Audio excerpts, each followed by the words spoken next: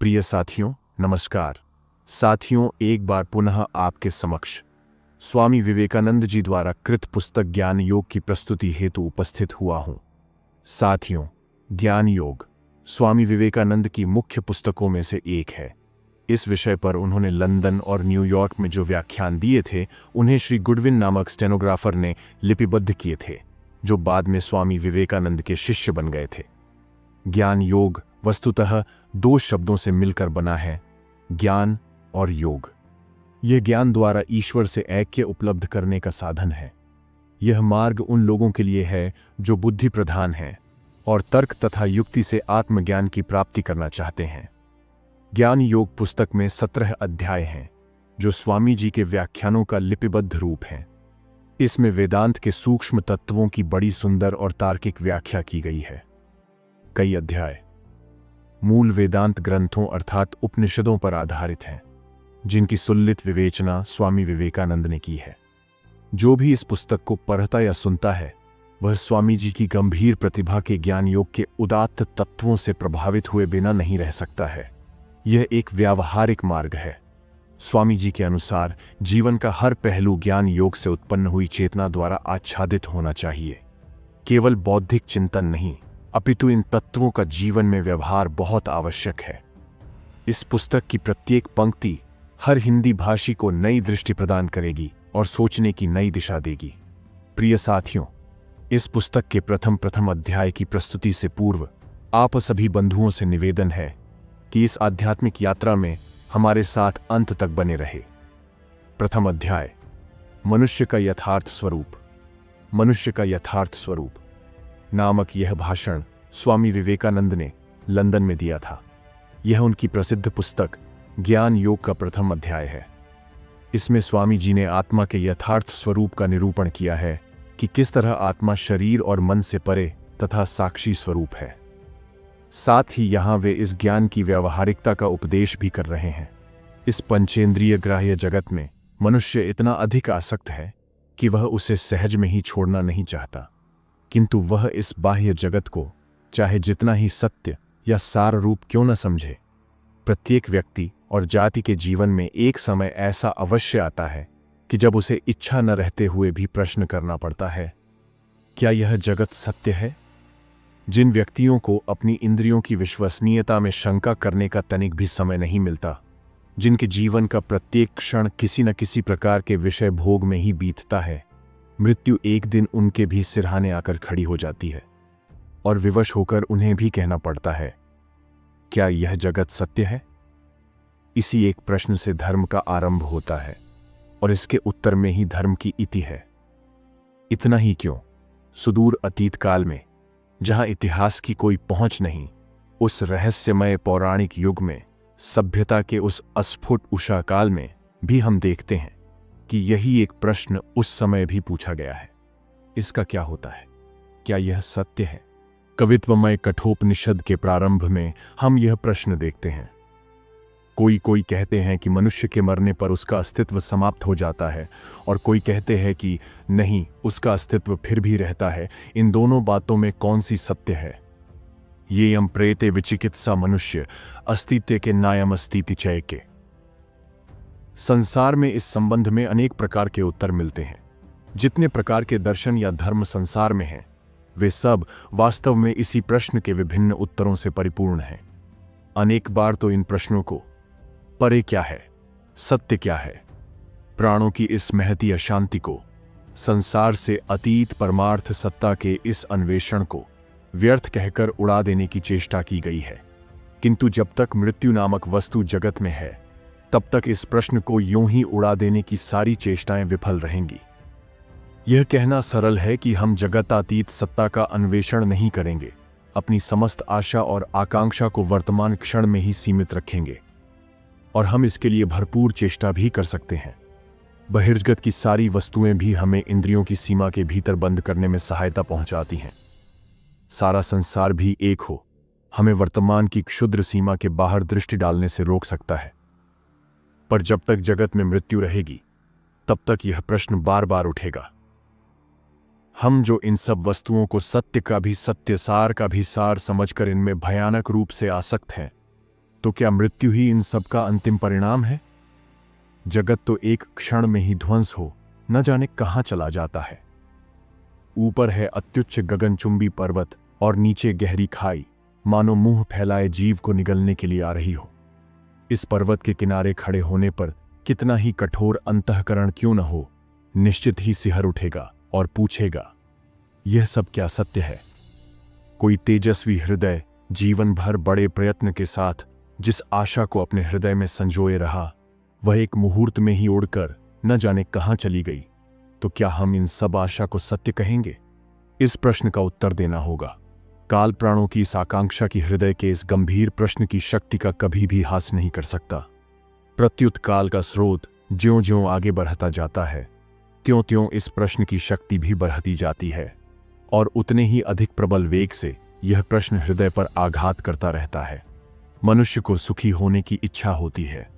अपने को मुखी करने के लिए वह सभी ओर दौड़ता फिरता है, इंद्रियों के पीछे पीछे भागता रहता है, पागल की भांति बाह्य जगत में कार्य करता जाता है। जो युवक जीवन संग्राम में सफल हुए हैं, उनसे यदि पूछो तो कहेंगे, यह जगत सत्य है। उन्हें सभी बातें सत्य प्रतीत होती हैं। ये ही व्यक्ति जब बूढ़े हो जाएंगे, जब सौभाग्य लक्ष्मी उन्हें बारंबार धोखा देगी, तब उनसे यदि पूछो तो शायद यही कहेंगे, अरे भाई, सब भाग्य का खेल है। इतने दिनों बाद वे जान सके कि वासना की पूर्ति नहीं होती। वे जिधर जाते हैं उधर ही मानो वज्र के समान दृढ़ दीवार उनके सामने खड़ी हो जाती है, जिसे लांघना उनके बस की बात नहीं। प्रत्येक इंद्रिय चंचलता के परिणाम स्वरूप प्रतिक्रिया होती ही है। हर वस्तु क्षणस्थायी है। विलास, वैभव, शक्ति, दारिद्र्य, यहां तक कि जीवन भी क्षणस्थायी है। मनुष्य के लिए दो उत्तर रह जाते हैं। एक है शून्यवादियों की भांति विश्वास करना कि सब कुछ शून्य है, हम कुछ भी नहीं जान सकते, भूत, भविष्य या वर्तमान के भी संबंध में कुछ नहीं जान सकते। क्योंकि जो व्यक्ति भूत भविष्य को अस्वीकार कर केवल वर्तमान को स्वीकार करते हुए उसी में अपनी दृष्टि को सीमित रखना चाहता है, वह निरा पागल है। यह तो बस वैसा ही हुआ जैसा माता पिता के अस्तित्व को अस्वीकार करते हुए संतान के अस्तित्व को स्वीकार करना। दोनों समान रूप से युक्तिसंगत हैं। भूत और भविष्य को अस्वीकार करने का अर्थ है वर्तमान को भी अस्वीकार करना। यह एक भाव हुआ, यह शून्यवादियों का मत। पर मैंने ऐसा मनुष्य आज तक नहीं देखा जो एक क्षण के लिए भी शून्यवादी हो सके। मुख से कहना अवश्य बड़ा सरल है। दूसरा उत्तर यह है कि इस प्रश्न के वास्तविक उत्तर की खोज करो, सत्य की खोज करो। इस नित्य परिवर्तनशील नश्वर जगत में क्या सत्य है, इसकी खोज करो। कुछ भौतिक परमाणुओं के समष्टि स्वरूप इस देह के भीतर क्या कोई ऐसी चीज है जो सत्य हो? मानव जीवन के इतिहास में सदैव इस तत्व का अन्वेषण किया गया है। हम देखते हैं कि अति प्राचीन काल से ही मनुष्य के मन में इस तत्व का अस्पष्ट प्रकाश उद्भासित हो गया था। हम देखते हैं कि उसी समय से मनुष्य ने स्थूल देह से अतीत एक अन्य देह का भी पता पा लिया है, जो अनेक अंशों में इस स्थूल देह के ही समान होने पर भी पूर्ण रूप से वैसा नहीं है। वह स्थूल देह से श्रेष्ठ है। शरीर का नाश हो जाने पर भी उसका नाश नहीं होता। हम ऋग्वेद के एक सूक्त में मृत शरीर को दग्ध करने वाले अग्निदेव के प्रति यह मंत्र पाते हैं, हे अग्नि, तुम इसे अपने हाथों में लेकर धीरे धीरे ले जाओ। इसे सर्वांग सुंदर ज्योतिर्मय देह से संपन्न करो। इसे उसी स्थान में ले जाओ जहां पितृगण वास करते हैं, जहां दुख नहीं है, जहां मृत्यु नहीं है। तुम देखोगे कि सभी धर्मों में यह भाव विद्यमान है और इसके साथ ही हम और एक विचार पाते हैं। आश्चर्य की बात है कि सभी धर्म एक स्वर से घोषणा करते हैं कि मनुष्य पहले निष्पाप और पवित्र था, पर आज उसकी अवनति हो गई है।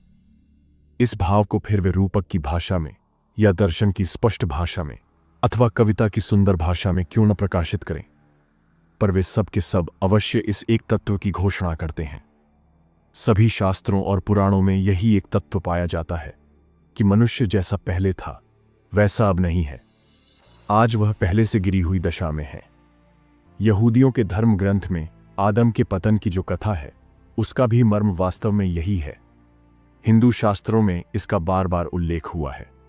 हिंदुओं ने सतयुग कहकर जिस युग का वर्णन किया है जबकि मनुष्य की मृत्यु उसकी इच्छानुसार होती थी, जब मनुष्य जितने दिन चाहे अपने शरीर को धारण कर सकता था, जब मनुष्य का मन शुद्ध और दृढ़ था, उसमें भी इसी सार्वभौमिक सत्य का संकेत मिलता है। वे कहते हैं कि उस समय मृत्यु नहीं थी, किसी प्रकार का अशुभ या दुख नहीं था, और वर्तमान युग उसी उन्नत अवस्था का भ्रष्ट भाव मात्र है। इस वर्णन के साथ साथ हम सभी धर्मों में जल प्लावन अर्थात प्रलय का वर्णन भी पाते हैं। प्रलय की यह कथा ही इस बात को प्रमाणित करती है कि सभी धर्म वर्तमान युग को प्राचीन युग की भ्रष्ट अवस्था ही मानते हैं। जगत की भ्रष्टता क्रमशः बढ़ती गई। इसके बाद जब प्रलय हुआ तो अधिकांश जगत उसमें डूब गया। फिर उन्नति आरंभ हुई और अब यह जगत अपनी उसी प्राचीन पवित्र अवस्था को प्राप्त करने के लिए धीरे धीरे अग्रसर हो रहा है। तुम सब प्राचीन व्यवस्थान के प्रलय की कथा जानते ही हो। ठीक इसी प्रकार की कथा प्राचीन बेबीलोन, मिल, चीन और हिंदुओं में भी प्रचलित थी। हिंदू शास्त्रों में प्रलय का इस प्रकार का वर्णन है। महर्षि मनु जब एक दिन गंगा तट पर सच्चा वंदन में लगे थे तो एक छोटी सी मछली ने आकर उनसे कहा, मुझे आश्रय दीजिए। मनु ने उसी क्षण पास रखे हुए पात्र में उसे रखकर उससे पूछा, तू क्या चाहती है? मछली बोली, एक बड़ी मछली मुझे मार डालने के लिए मेरा पीछा कर रही है, आप मेरी रक्षा कीजिए। मनु उसे घर ले गए। सवेरे देखा वह बढ़कर पात्र के बराबर हो गई है।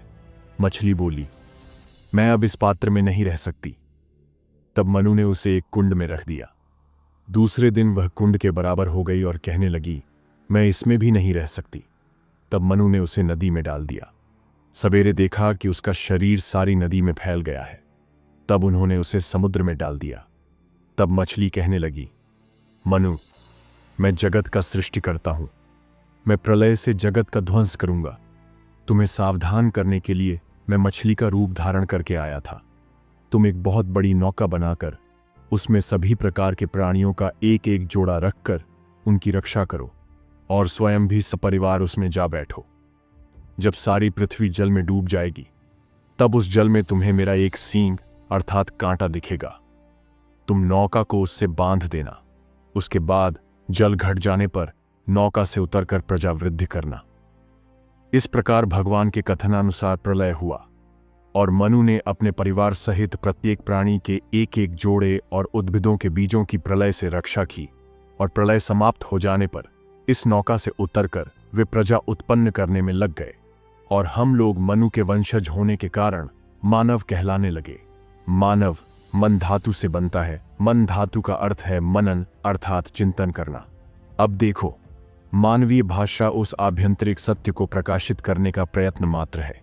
मेरा तो स्थिर विश्वास है कि एक छोटा बच्चा भी अपनी अस्पष्ट तोतली बोली में उच्चतम दार्शनिक सत्य को प्रकट करने की चेष्टा कर रहा है, पर हां, उसके पास उसे प्रकाशित करने के लिए कोई उपयुक्त इंद्रिय अथवा साधन नहीं है। उच्चतम दार्शनिक और शिशु की भाषा में जो भेद है वह प्रकारगत नहीं है, वह केवल परिमाणगत है। आजकल की विशुद्ध प्रणालीबद्ध गणित के समान कटी छंटी भाषा और प्राचीन ऋषियों की अस्फुट रहस्यमय पौराणिक भाषा में अंतर केवल मात्रा के तारतम्य में है। इन सब कथाओं के पीछे एक महान सत्य छिपा है जिसे प्रकाशित करने का प्राचीन लोग मानो प्रयत्न कर रहे हैं। बहुधा इन सब प्राचीन पौराणिक कथाओं के भीतर ही बहुमूल्य सत्य रहता है और मुझे यह कहते दुख होता है कि आधुनिक लोगों की छटपटी भाषा में बहुधा भूसी ही रहती है, तत्व नहीं। अतएव रूपक में सत्य छिपा है यह कहकर अथवा वह अमुक तमुक के विचारों से मेल नहीं खाता यह कहकर सभी प्राचीन बातों को एक किनारे कर देना उचित नहीं। अमुक महापुरुष ने ऐसा कहा है, अतएव इस पर विश्वास करो। इस प्रकार घोषणा करने के कारण ही यदि सभी धर्म उपहासास्पद हो जाते हों तब तो आजकल के लोग और भी अधिक उपहासास्पद हैं। आजकल यदि कोई मूसा, बुद्ध अथवा ईसा की उक्ति उद्धृत करता है तो उसकी हंसी उड़ाई जाती है, किंतु हक्सले, टिंटल अथवा डार्विन का नाम लेते ही बात एकदम अकाट्य और प्रामाणिक बन जाती है। हक्सले ने ऐसा कहा है, इतना कहना ही बहुतों के लिए पर्याप्त है। हम लोग सचमुच अंधविश्वास से मुक्त हैं। पहले था धर्म का अंधविश्वास, अब है विज्ञान का अंधविश्वास। फिर भी पहले के अंधविश्वास में से एक जीवनप्रद आध्यात्मिक भाव आता था, पर आधुनिक अंधविश्वास के भीतर से तो केवल काम और लोभ ही आ रहे हैं। वह अंधविश्वास था ईश्वर की उपासना को लेकर, और आजकल का अंधविश्वास है महाघृणित धन, यश और शक्ति की उपासना को लेकर। बस यही भेद है। हां, तो पौराणिक कथाओं की बात चल रही थी। इन सब कथाओं में यही एक प्रधान भाव देखने में आता है कि मनुष्य जिस अवस्था में पहले था, अब उससे गिरी हुई दशा में है। आजकल के तत्वान्वेषी इस बात को एकदम अस्वीकार करते हैं। क्रम विकासवादी विद्वानों ने तो मानो इस सत्य का संपूर्ण रूप से खंडन ही कर दिया है। उनके मत से मनुष्य एक विशेष प्रकार के क्षुद्र मांसल जंतु का क्रम विकास मात्र है। अतएव पूर्वोक्त पौराणिक सिद्धांत सत्य नहीं हो सकता। पर भारतीय पुराण दोनों मतों का समन्वय करने में समर्थ हैं।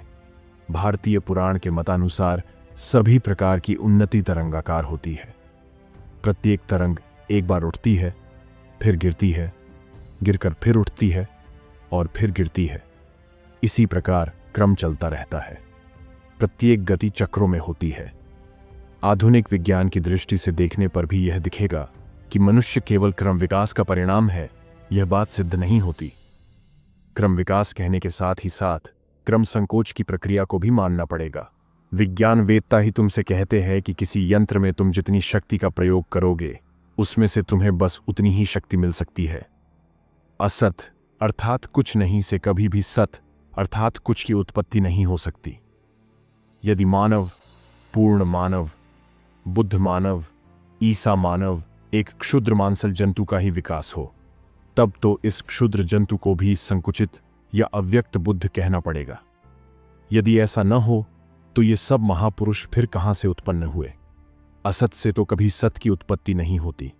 इसी प्रकार हम शास्त्र के साथ आधुनिक विज्ञान का समन्वय कर सकते हैं। जो शक्ति धीरे धीरे नाना सोपानों में से होती हुई पूर्ण मनुष्य के रूप में परिणत होती है, वह कभी भी शून्य से उत्पन्न नहीं हो सकती। वह कहीं न कहीं अवश्य वर्तमान थी। और यदि तुम विश्लेषण करते करते इस प्रकार के क्षुद्र मांसल जंतु विशेष या जीविसार तक ही पहुंचकर उसी को आदि कारण सिद्ध करते हो, तो यह निश्चित है कि इस जीविसार में ही यह शक्ति किसी न किसी रूप में विद्यमान थी। आजकल यह विवाद चल रहा है कि क्या पंचभूतों की समष्टि, यह देह ही आत्मा, चिंतन शक्ति या विचार आदि नामों से परिचित शक्तियों के विकास का कारण है, अथवा चिंतन शक्ति ही देहोत्पत्ति का कारण है। निश्चय ही संसार के सभी धर्म कहते हैं कि विचार नामक शक्ति ही शरीर की प्रकाशक है, और वे इसके विपरीत मत में आस्था नहीं रखते। अनेक आधुनिक विचारधाराएं, कॉम्ट्स पॉजिटिविज्म, मानती हैं कि चिंतन शक्ति केवल शरीर नामक यंत्र के विभिन्न अंशों के एक विशेष रूप के समायोजन से उत्पन्न होती है। यदि इस द्वितीय मत को मान लिया जाए, अर्थात यह स्वीकार कर लिया जाए कि यह आत्मा या मन या इसे किसी भी नाम से क्यों न पुकारो, इस जड़ देह स्वरूप यंत्र का ही फल स्वरूप है। जिन सब जड़ परमाणुओं से मस्तिष्क और शरीर का गठन होता है, यह उन्हीं के रासायनिक अथवा भौतिक योग से उत्पन्न होने वाली वस्तु है, तब तो यह प्रश्न ही अमीमांसित रह जाएगा। शरीर की रचना कौन करता है? कौन सी शक्ति इन भौतिक अणुओं को शरीर के रूप में परिणत करती है? कौन सी शक्ति प्रकृति में पड़ी हुई जड़ वस्तु के ढेर में से कुछ अंश लेकर तुम्हारा शरीर एक प्रकार का और मेरा शरीर दूसरे प्रकार का बना डालती है? यह सब अनंत विभिन्नता कैसे होती है? यह कहना कि आत्मा नामक शक्ति शरीर के भौतिक परमाणुओं के विभिन्न संघातों से उत्पन्न होती है, ठीक वैसा ही है जैसे बैल के आगे गाड़ी जोतना। यह संघात कैसे उत्पन्न हुआ? किस शक्ति ने ऐसा कर दिया? यदि तुम कहो कि अन्य किसी शक्ति ने यह संघात कर दिया है और आत्मा, जो इस समय एक विशेष जड़ राशि के साथ संहत दिखाई दे रही है, इन्हीं सब जड़ परमाणुओं के संघात का फल है, तब तो यह कोई उत्तर न हुआ। जो मत अन्यान्य मतों का बिना खंडन किए चाहे सबकी न हो, पर अधिकतर घटनाओं की, अधिकतर विषयों की व्याख्या कर सकता है, वही ग्राह्य है। अतएव यही बात अधिक युक्तिसंगत है कि जो शक्ति जड़ तत्व को लेकर उससे शरीर का निर्माण करती है और जो शक्ति शरीर के भीतर व्यक्त है, वे दोनों एक ही हैं। अतः यह कहना कि जो चिंतन शक्ति हमारे शरीर में व्यक्त है वह केवल जड़ अणुओं के संयोग से उत्पन्न होती है और इसीलिए शरीर से पृथक उसका कोई अस्तित्व नहीं, बिल्कुल निरर्थक है। इस कथन में कोई तथ्य नहीं। फिर शक्ति कभी जड़ तत्व से उत्पन्न हो नहीं सकती, बल्कि यह प्रमाणित करना अधिक संभव है कि हम जिसे जड़ कहकर पुकारते हैं उसका अस्तित्व ही नहीं है, वह केवल शक्ति की एक विशेष अवस्था है। यह सिद्ध किया जा सकता है कि ठोसपन, कठिनता आदि जो सब जड़ DDH के गुण हैं, वे गति के फल हैं। द्रवों को प्रचुर शीर्षीय गति देने से वे ठोस हो जाएंगे। वायुपुंज में यदि अतिशय शीर्षीय गति उत्पन्न कर दी जाए, जैसे तूफान में, तो वह ठोस सा हो जाता है और अपने आघात से ठोस पदार्थों को तो दिश या काट सकता है। यदि मकड़ी के जाले के एक तंतु को अनंत वेग दिया जाए तो वह लोहे की जंजीर जैसा सशक्त हो जाएगा और बड़े पेड़ तक को काट कर पार हो जाएगा। इस प्रकार से विचार करने पर यह सिद्ध करना सहज है कि हम जिसे जड़ तत्व कहते हैं उसका कोई अस्तित्व ही नहीं है। किंतु दूसरा मत सिद्ध नहीं किया जा सकता। शरीर के भीतर यह जो शक्ति की अभिव्यक्ति देखी जाती है, यह है क्या? हम सभी यह बात सरलता से समझ सकते हैं कि यही शक्ति फिर वह चाहे जो हो, जड़ परमाणुओं को लेकर उनसे एक विशेष आकृति, मनुष्य देह तैयार कर रही है। अन्य कोई आकर तुम्हारे या मेरे शरीर को नहीं बना देता। ऐसा मैंने कभी नहीं देखा कि दूसरा कोई मेरे लिए भोजन कर लेता हो। मुझे ही इस भोजन का सार शरीर में लेकर उससे रक्त, मांस, अस्थि आदि का गठन करना पड़ता है। यह अछूत शक्ति क्या है? बहुतों को भूत और भविष्य संबंधी सिद्धांत भयावह प्रतीत होते हैं, बहुतों को तो वे केवल आनुमानिक व्यापार ही प्रतीत होते हैं। अतएव वर्तमान में क्या होता है, हम यही समझने की चेष्टा करेंगे। हम प्रस्तुत विषय को ही लेंगे। वह शक्ति क्या है जो इस समय हम में काम कर रही है? हम देख चुके हैं कि सभी प्राचीन शास्त्रों में इस शक्ति को, इसी शक्ति की अभिव्यक्ति को, इसी शरीर की आकृति वाला एक ऐसा ज्योतिर्मय पदार्थ माना है जो इस शरीर के नष्ट हो जाने पर भी बचा रहता है। क्रमशः हम देखते हैं कि केवल ज्योतिर्मय देह कहने से संतोष नहीं होता। एक और भी उच्चतर भाव लोगों के मन पर अधिकार करता दिखाई देता है। वह यह है कि किसी भी प्रकार का शरीर शक्ति का स्थान नहीं ले सकता। जिस किसी वस्तु की आकृति है वह बहुत से परमाणुओं की एक संहति मात्र है, अतएव उसको चलाने के लिए दूसरी कोई चीज चाहिए।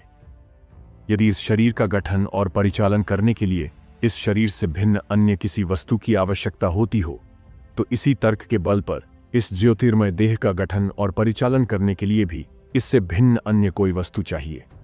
यह अन्य कोई वस्तु ही संस्कृत भाषा में आत्मा नाम से संबोधित हुई। यह आत्मा ही इस ज्योतिर्मय देह में से मानो स्थूल शरीर पर काम कर रही है।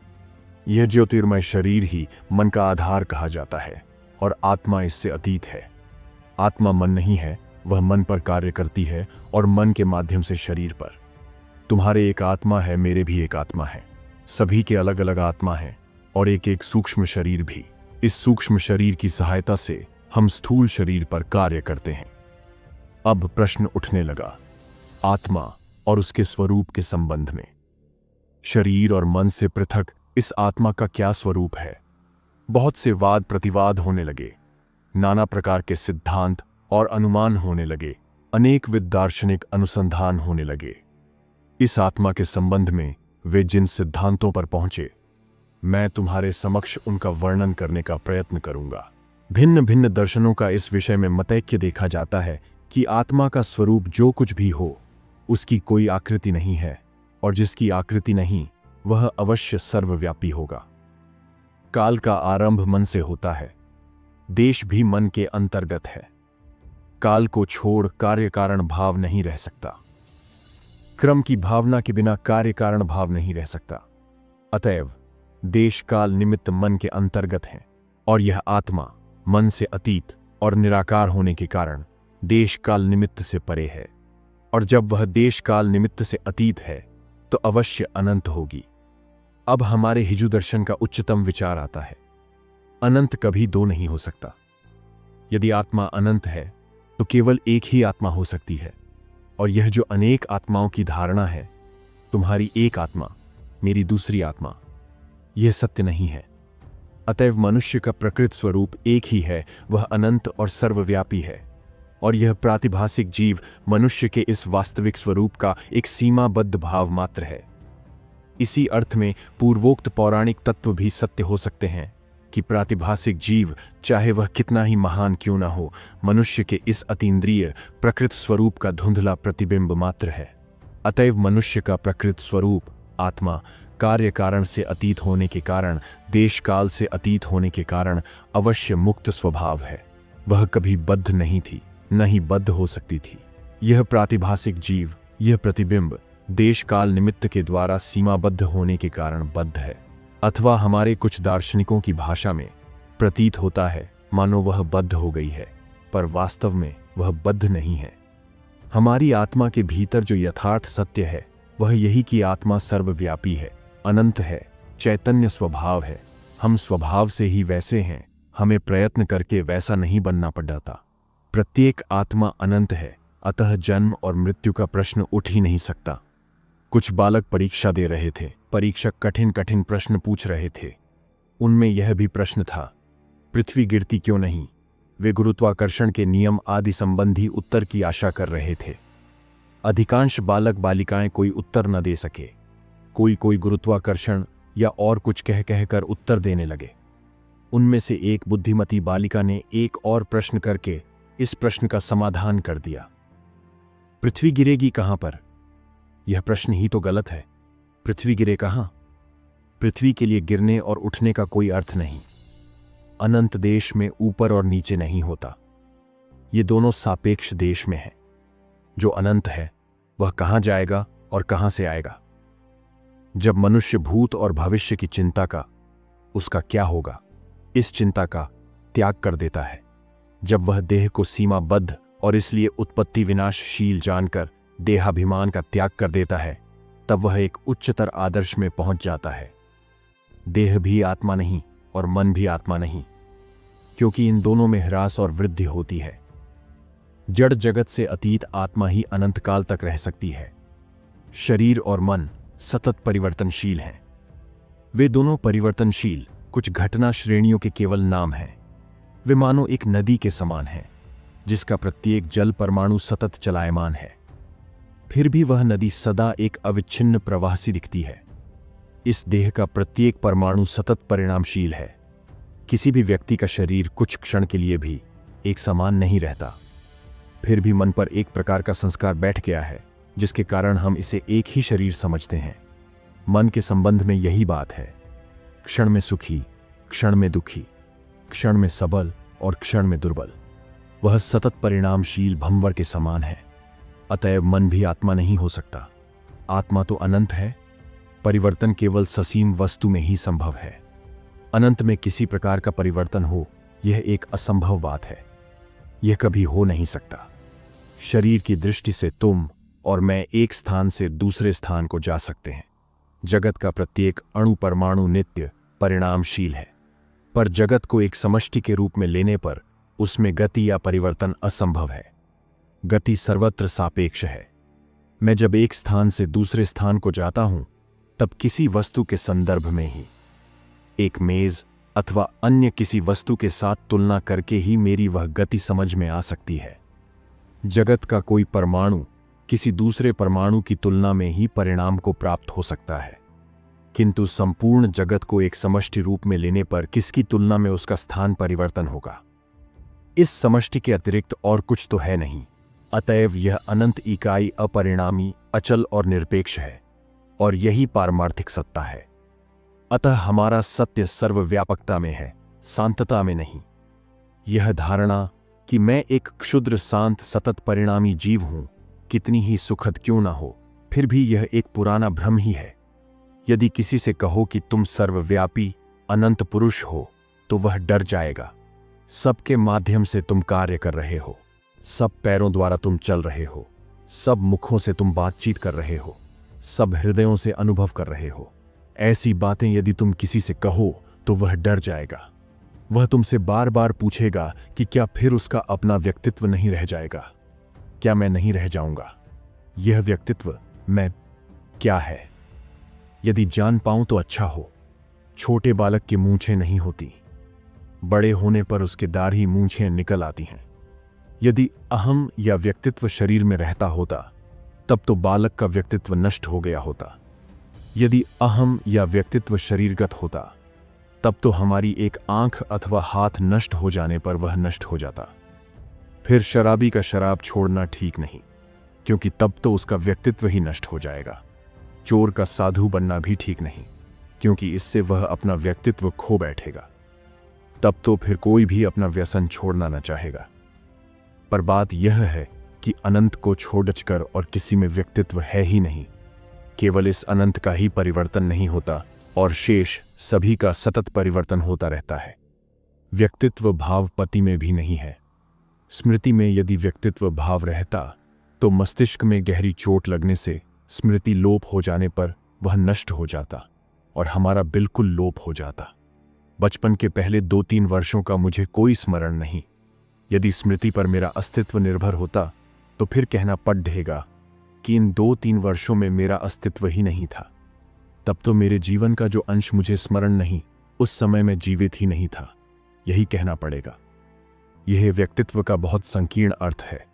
हम अभी तक व्यक्ति या मैं नहीं हैं। हम इसी व्यक्तित्व को प्राप्त करने के लिए संघर्ष कर रहे हैं और वह अनंत है। वही मनुष्य का प्रकृत स्वरूप है।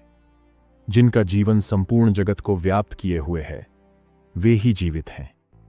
और हम जितना ही अपने जीवन को शरीर आदि छोटे छोटे शांत पदार्थों में बद्ध करके रखेंगे, उतना ही हम मृत्यु की ओर अग्रसर होंगे। जितने क्षण हमारा जीवन समस्त जगत में व्याप्त रहता है, दूसरों में व्याप्त रहता है, उतने ही क्षण हम जीवित रहते हैं। इस क्षुद्र जीवन में अपने को बद्ध कर रखना तो मृत्यु है और इसी कारण हमें मृत्यु भय होता है।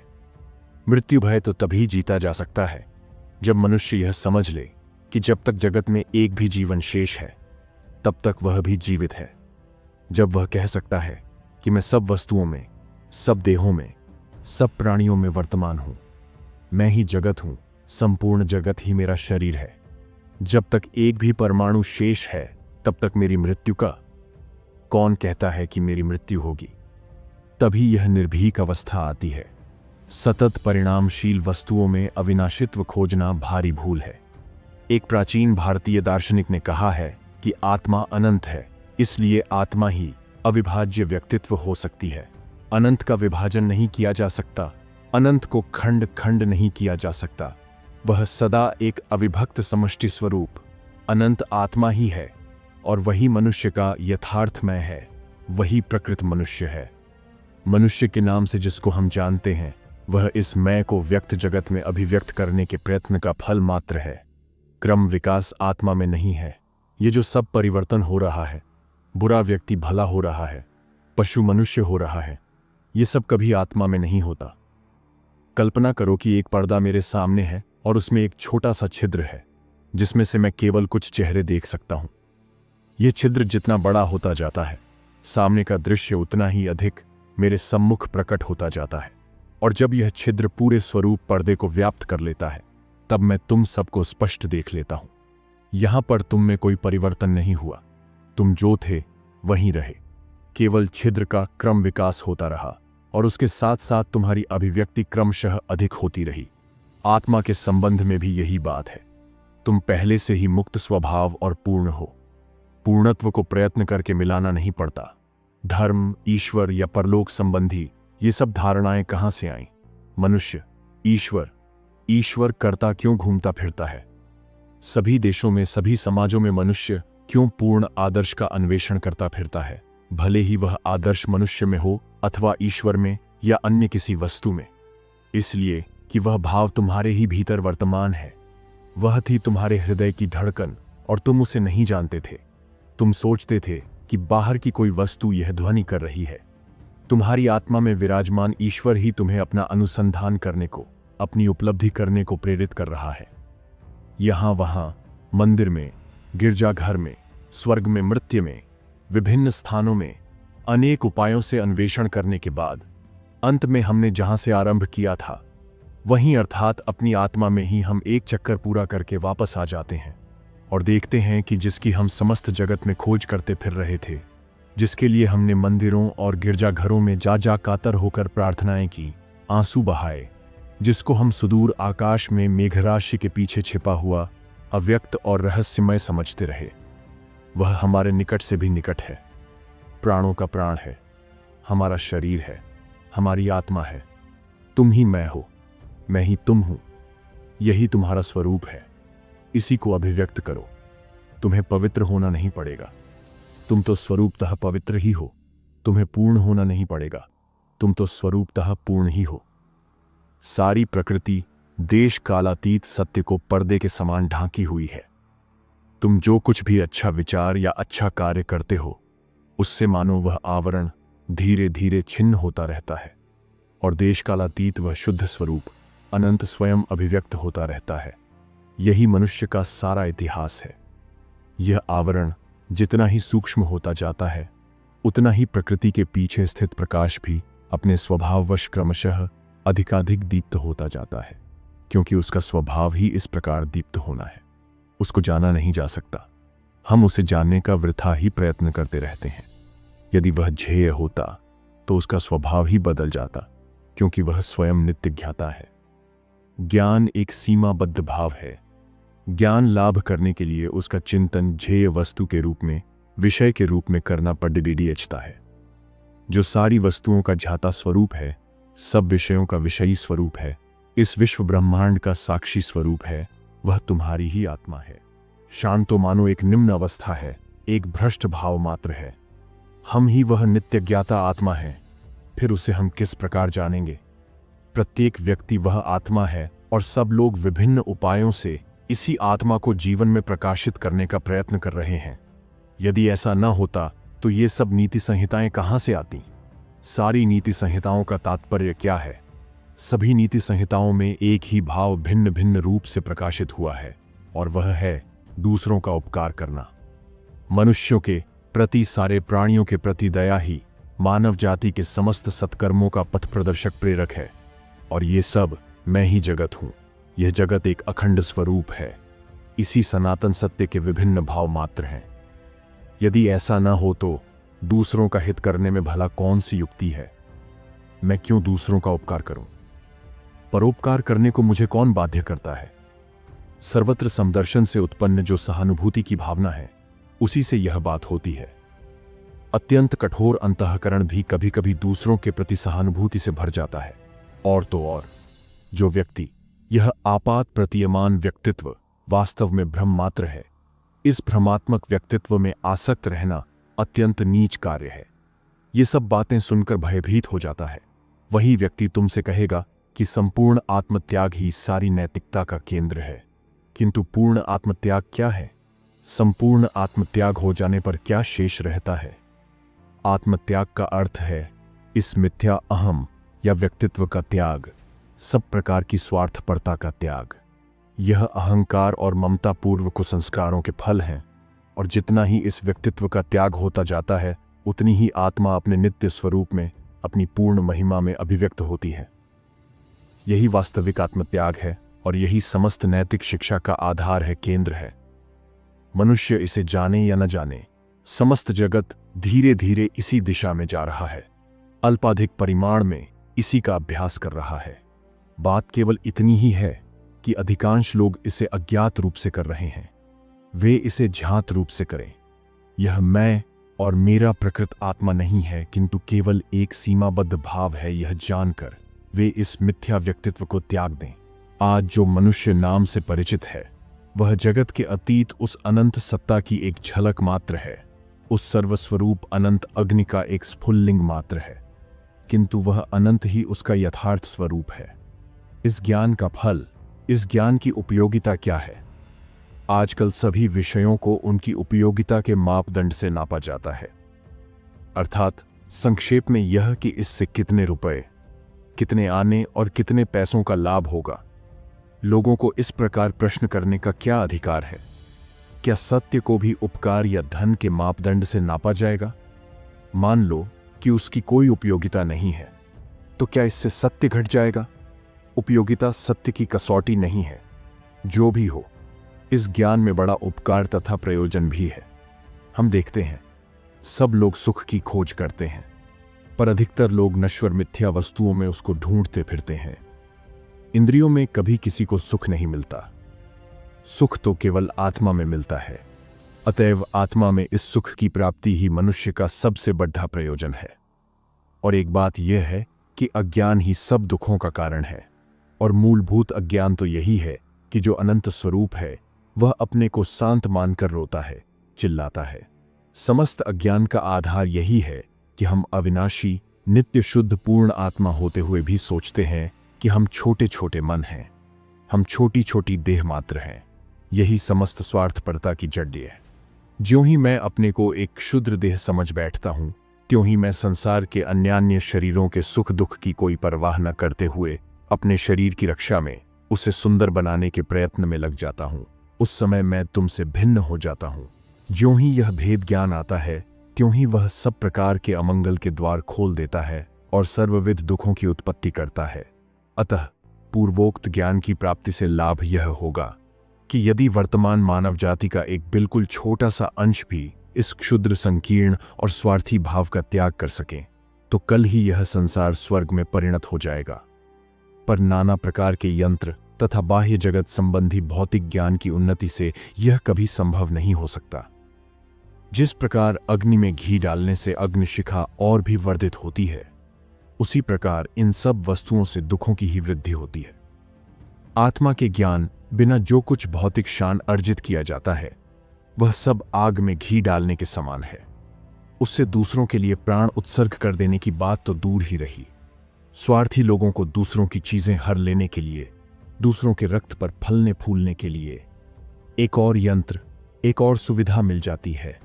एक और प्रश्न है, क्या यह व्यवहार्य है? वर्तमान समाज में क्या इसे कार्य रूप में परिणत किया जा सकता है? इसका उत्तर यह है कि सत्य प्राचीन अथवा आधुनिक किसी समाज का सम्मान नहीं करता। समाज को ही सत्य का सम्मान करना पड़ी रहेगा, अन्यथा समाज नष्ट हो जाए। समाजों को सत्य के अनुरूप ढाला जाना चाहिए, सत्य को समाज के अनुसार अपने को ढालना नहीं पड़ता। यदि निःस्वार्थता के समान महान सत्य समाज में कार्य रूप में परिणत न किया जा सकता हो, तो ऐसे समाज को छोड़कर वन में चले जाना ही बेहतर है। इसी का नाम साहस है। साहस दो प्रकार का होता है। एक प्रकार का साहस है तोप के मुंह में दौड़ जाना, दूसरे प्रकार का साहस है आध्यात्मिक विश्वास। एक बार एक दिग्विजयी सम्राट भारतवर्ष में आया। गुरु ने उसे भारतीय साधुओं से साक्षात्कार करने का आदेश दिया था। बहुत खोज करने के बाद उसने देखा कि एक वृद्ध साधु एक पत्थर पर बैठे हैं। सम्राट ने उनके साथ कुछ देर बातचीत की और उसके ज्ञान से बड़ा प्रभावित हुआ। उसने साधु को अपने साथ देश ले जाने की इच्छा प्रकट की। साधु ने इसे स्वीकार नहीं किया और कहा, मैं इस वन में बड़े आनंद में हूं। सम्राट बोला, मैं समस्त पृथ्वी का सम्राट हूं, मैं आपको असीम ऐश्वर्य और उच्च पद मर्यादा दूंगा।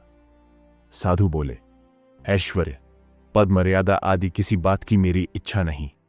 तब सम्राट ने कहा, आप यदि मेरे साथ न चलेंगे तो मैं आपको मार डालूंगा। इस पर साधु बहुत हंसे और बोले, राजन, आज तुमने अपने जीवन में सबसे मूर्खतापूर्ण बात कही। तुम्हारी क्या हस्ती कि मुझे मारो? सूर्य मुझे सुखा नहीं सकता, अग्नि मुझे जला नहीं सकती, तलवार मेरा संहार नहीं कर सकती, क्योंकि मैं तो जन्म रहित, अविनाशी, नित्य विद्यमान, सर्वव्यापी, सर्वशक्तिमान आत्मा हूं। यह आध्यात्मिक साहस है। और दूसरा है शेर या सिंह का साहस। सन 1857 ईस्वी के गदर के समय एक मुसलमान सिपाही ने एक सन्यासी महात्मा को बुरी तरह घायल कर दिया। हिंदू विद्रोहियों ने उस मुसलमान को पकड़ लिया और उसे स्वामी जी के पास लाकर कहा, आप कहें तो इसकी खाल खींच लें। स्वामी जी ने उसकी ओर देखकर कहा, भाई, तुम ही वह हो तत्वमसि। और यह कहते कहते उन्होंने शरीर छोड़ दिया। यह दूसरा उदाहरण है। यदि तुम ऐसा समाज नहीं कर सकते जिसमें सर्वोच्च सत्य को स्थान मिले, तो धिक्कार है अपने बाहुबल पर तुम्हारे मिथ्या अभिमान को, धिक्कार है अपनी पाश्चात्य संस्थाओं पर तुम्हारे वृथा घमंड को। अपनी महत्ता और श्रेष्ठता की तुम क्यों व्यर्थ शेखी बघाड़ते हो? यदि दिन रात तुम यही कहते रहो कि यह अव्यवहार्य है, पैसे कौड़ी को छोड़कर क्या और कुछ भी व्यवहार्य नहीं है, यदि ऐसा ही हो तो फिर अपने समाज पर इतना घमंड क्यों करते हो? वही समाज सबसे श्रेष्ठ है जहां सर्वोच्च सत्य को कार्य में परिणत किया जा सकता है। यही मेरा मत है।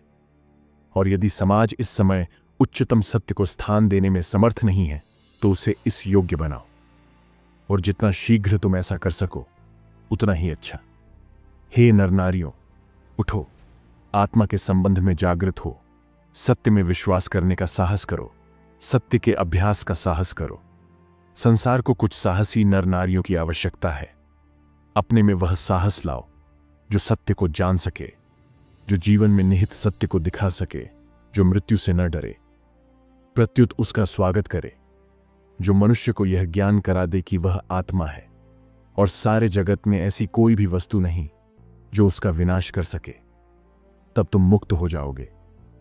तब तुम अपनी यथार्थ आत्मा को जान लोगे। इस आत्मा के संबंध में पहले श्रवण करना चाहिए, फिर मनन और तत्पश्चात निदिध्यासन। आजकल के समाज में एक प्रवृत्ति देखी जा रही है और वह है कार्य पर अधिक जोर देना और विचार की निंदा करना। कार्य अवश्य अच्छा है, पर वह भी तो विचार या चिंतन से उत्पन्न होता है। शरीर के माध्यम से शक्ति की जो छोटी छोटी अभिव्यक्तियां होती हैं उन्हीं को कार्य कहते हैं। बिना विचार या चिंतन के कोई कार्य नहीं हो सकता। अतः मस्तिष्क को ऊंचे ऊंचे विचारों, ऊंचे ऊंचे आदर्शों से भर लो और उनको दिन रात मन के सन्मुख रखो। ऐसा होने पर इन्हीं विचारों से बड़े बड़े कार्य होंगे। अपवित्रता की कोई बात मन में न लाओ। प्रत्युत मन से कहो कि मैं शुद्ध पवित्र स्वरूप हूं। हम क्षुद्र हैं, हमने जन्म लिया है, हम मरेंगे।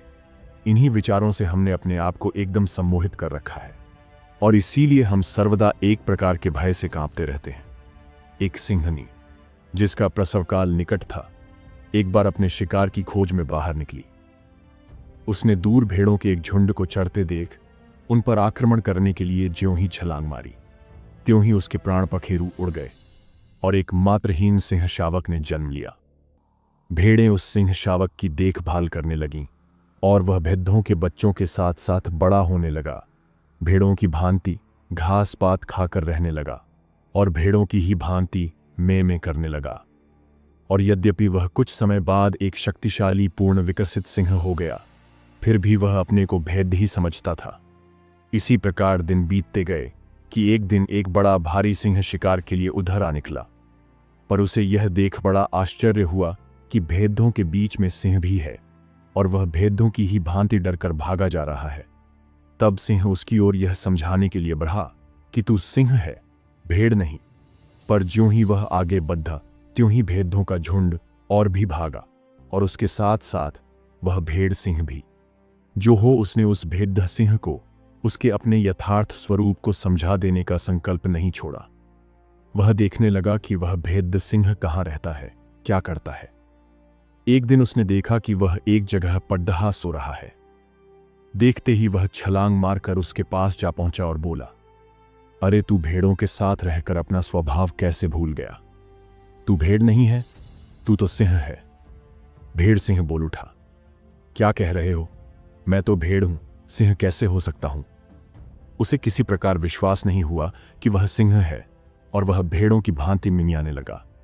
तब सिंह उसे उठाकर एक सरोवर के किनारे ले गया और बोला, यह देख अपना प्रतिबिंब और यह देख मेरा प्रतिबिंब। और तब वह उन दोनों परछाइयों की तुलना करने लगा। वह एक बार सिंह की ओर और एक बार अपने प्रतिबिंब की ओर ध्यान से देखने लगा। तब क्षण भर में ही वह जान गया कि सचमुच मैं तो सिंह ही हूं। तब वह सिंह गर्जना करने लगा और उसका भेड़ों का सा मिमियाना न जाने कहां चला गया। इस प्रकार तुम सब सिंह हो, तुम आत्मा हो, शुद्ध अनंत और पूर्ण हो। विश्व की महाशक्ति तुम्हारे भीतर है। हे सखे, तुम क्यों रोते हो? जन्म मरण तुम्हारा भी नहीं है और मेरा भी नहीं। क्यों रोते हो? तुम्हें रोग शोक कुछ भी नहीं है। तुम तो अनंत आकाश के समान हो। उस पर नाना प्रकार के मेघ आते हैं और कुछ देर खेलकर न जाने कहां अंतर्हित हो जाते हैं। पर वह आकाश जैसा पहले नीला था, वैसा ही नीला रह जाता है। इसी प्रकार के शान का अभ्यास करना होगा। हम संसार में पाप ताप क्यों देखते हैं? किसी मार्ग में एक ठूंठ खड़ा था। एक चोर उधर से जा रहा था उसने समझा कि वह कोई पहरे वाला है। अपनी प्रेमिका की बाट जोहने वाले प्रेमी ने समझा कि वह उसकी प्रेमिका है। एक बच्चे ने जब उसे देखा तो भूत समझकर डर के मारे चिल्लाने लगा। इस प्रकार भिन्न भिन्न व्यक्तियों ने यद्यपि उसे भिन्न भिन्न रूपों में देखा, तथापि वह एक ठूंठ के अतिरिक्त और कुछ भी न था। हम स्वयं जैसे होते हैं, जगत को भी वैसा ही देखते हैं। मान लो कमरे में मेज पर मोहर की एक थैली रखी है और एक छोटा बच्चा वहां खेल रहा है। इतने में एक चोर वहां आता है और उस थैली को चुरा लेता है। तो क्या बच्चा यह समझेगा कि चोरी हो गई? हमारे भीतर जो है वही हम बाहर भी देखते हैं। बच्चे के मन में चोर नहीं है, अतएव वह बाहर भी चोर नहीं देखता। सब प्रकार के ज्ञान के संबंध में ऐसा ही है। संसार के पाप अत्याचार आदि की बात मन में न लाओ, पर रो कि तुम्हें जगत में अब भी पाप दिखता है। रो कि तुम्हें अब भी सर्वत्र अत्याचार दिखाई पड़ता है। और यदि तुम जगत का उपकार करना चाहते हो तो जगत पर दोषारोपण करना छोड़ दो, उसे और भी दुर्बल मत करो। आखिर ये सब पाप दुख आदि क्या है? ये सब तो दुर्बलता के ही फल हैं। लोग बचपन से ही शिक्षा पाते हैं कि वे दुर्बल हैं, पापी हैं। इस प्रकार की शिक्षा से संसार दिन पर दिन दुर्बल होता जा रहा है। सिखाओ कि वे सब उसी अमृत की संतान हैं, और तो और जिसके भीतर आत्मा का प्रकाश अत्यंत क्षीण है, उसे भी यही शिक्षा दो। बचपन से ही उनके मस्तिष्क में इस प्रकार के विचार प्रविष्ट हो जाएं, जिनसे उनकी यथार्थ सहायता हो सके, जो उनको सबल बना दे, जिनसे उनका कुछ यथार्थ हित हो। दुर्बलता और अवसादकारक विचार उनके मस्तिष्क में प्रवेश ही न करें। सच्चिंतन के स्रोत में शरीर को बहा दो। अपने मन से सर्वदा कहते रहो, मैं ही वह हूं, मैं ही वह हूं। तुम्हारे मन में दिन रात यह बात संगीत की भांति झंकृत होती रहे, और मृत्यु के समय भी तुम्हारे अधरों पर सोम सोम खेलता रहे। यही सत्य है। जगत की अनंत शक्ति तुम्हारे भीतर है। जो कुसंस्कार और भ्रम तुम्हारे मन को ढके हुए हैं, उन्हें भगा दो। साहसी बनो, सत्य को जानो और उसे जीवन में परिणत करो। चरम लक्ष्य भले ही बहुत दूर हो, पर उत्तिष्ठित, जागृत, प्राप्य व्रातृबोधता। उठो, जागो। जब तक ध्येय तक न पहुंचो, तब तक मत रुको। प्रिय साथियों, आशा करता हूं कि आपको स्वामी जी द्वारा कृत ज्ञान योग के प्रथम अध्याय की प्रस्तुति पसंद आई होगी। धन्यवाद।